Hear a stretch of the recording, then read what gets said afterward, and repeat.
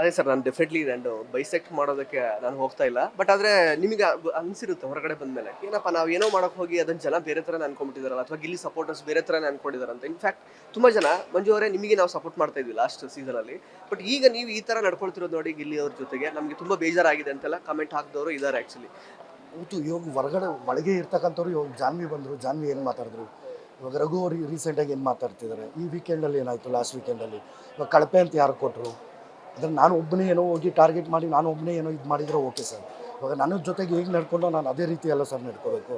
ಇವಾಗ ಇಡೀ ಮನೆಯವರು ಎಲ್ಲರೂ ನಾನು ಆಚೆ ಕಡೆ ಬರಬೇಕಾದ್ರೆ ಸುಮಾರು ಜನ ಹೆಣ್ಮಕ್ಳು ಅವರೆಲ್ಲನೂ ಕಣ್ಣಲ್ಲಿ ನೀರು ಹಾಕಿ ಕಳಿಸ್ಕೊಟ್ರು.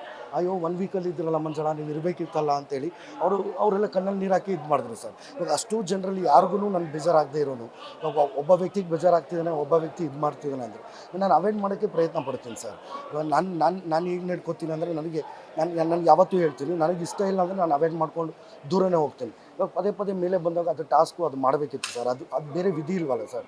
ನಾವು ಒಳಗೆ ಹೋಗಿ ಆಚೆ ಬರೋದು ಅದೆಲ್ಲ ವಿಧಿ ಇಲ್ವಲ್ಲ ಸರ್. ಆ ಟೈಮಲ್ಲಿ ಬೇರೆಯವ್ರಿಗೆ ಯಾರಿಗೂ ಮನೇಲಿರೋರ್ಗೆ ಯಾರಿಗೂ ತೊಂದರೆ ಆಗದಿರೋದು ಅವ್ರಿಗೆ ಮಾತ್ರ ಆಗ್ತಿದೆ. ಅದು ಮಾತ್ರ ಆ ಸ್ಮಾಲ್ ಕ್ಲಿಪ್ಪಿಂಗು, ಅದಕ್ಕಿಂತ ಬಿಫೋರ್ ಏನಾಯಿತು ಆಫ್ಟರ್ ಏನಾಯಿತು ಅವೆಲ್ಲ ಗೊತ್ತಾಗಲ್ಲ.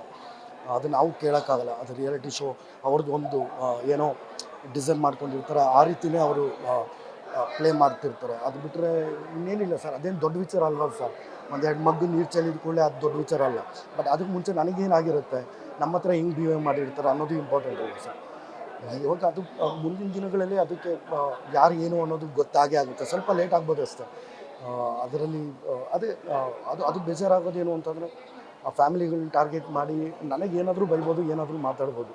ಆ ಫ್ಯಾಮಿಲಿಗಳು ಟಾರ್ಗೆಟ್ ಮಾಡಿ ಇತ್ತೀಚೆಗೆ ಬಂದಿರೋದು ನಾನು ಮದುವೆ ಆಗೋಂಥ ಹುಡುಗಿ ಬಗ್ಗೆ ಮಾತಾಡಿ ಅವೆಲ್ಲ ಮಾತುಗಳು ಬಂದಾಗ ಯಾವುದೋ ಒಂದಷ್ಟು ಕಾಣದೇ ಇರೋ ಕೈಗಳೂ ಆಟ ಆಡ್ತಿರ್ತವೆ, ಇಲ್ಲ ಏನೋ ಒಂದು ಆಗ್ತಿರುತ್ತೆ ಅನ್ಕೋತೀನಿ. ನನ್ನ ಲೈಫಲ್ಲಿ ನನ್ನ 11 ಇಯರ್ಸು ಬಿಗ್ ಬಾಸ್ ಇದರಲ್ಲಿ ಇಷ್ಟು ಕ್ರೇಜು ಇದ್ದಕ್ಕಿದ್ದಂಗೆ ಈ ಥರದ್ದೆಲ್ಲ ನಾನು ನೋಡಲೇ ಇಲ್ಲ.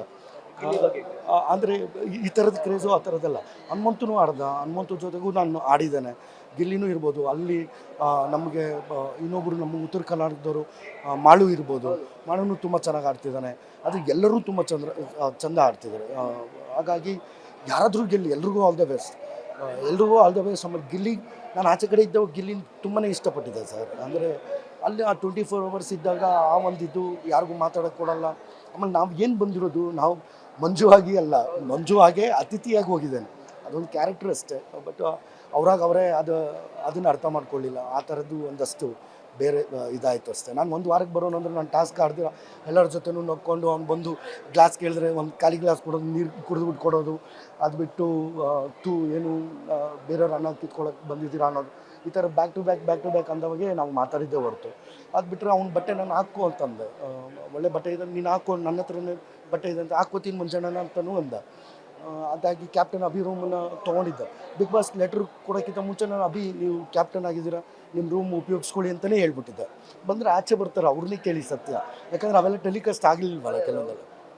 ಇವಾಗ ಅದೇ ಗಿಲ್ಲಿ ಆಚೆ ಬಂದಾಗ ಕೇಳಿ ಮಂಜಣ್ಣ ಹೇಗಿದ್ದ ಏನು ಅಂತ ಅವ್ರನ್ನ ಕೇಳಿದ್ರೇ ಅರ್ಥ ಆಗುತ್ತೆ, ಅವ್ರನ್ನ ಕೇಳಿದ್ರೇ ಗೊತ್ತಾಗುತ್ತೆ. ಯಾವುದೋ ಆ ಥರ ಬಿದ್ದು ಇನ್ನೊಂದು ಕೆಲವೊಂದು ಮತ್ತೊಂದು ವಿಚಾರಗಳು ಬಂತು. ಬಟ್ ಅವರು ಎಲ್ಲರೂ ಒಳ್ಳೆಯವರೇ ಸರ್, ಯಾರೂ ಕೆಟ್ಟವರಲ್ಲ, ಏನಿಲ್ಲ. ಆಯಾ ಪರಿಸ್ಥಿತಿ ಹಂಗೆ ಮಾಡಿಸಿರುತ್ತೆ ಅಷ್ಟೇ. ಇಂಟ್ರೆಸ್ಟಿಂಗ್ ಮತ್ತು ಇನ್ಫಾರ್ಮೇಟಿವ್ ವಿಡಿಯೋಗಳನ್ನು ಮಿಸ್ ಮಾಡ್ಕೋಬೇಡಿ, ಈಗಲೇ ಸಬ್ಸ್ಕ್ರೈಬ್ ಮಾಡಿ.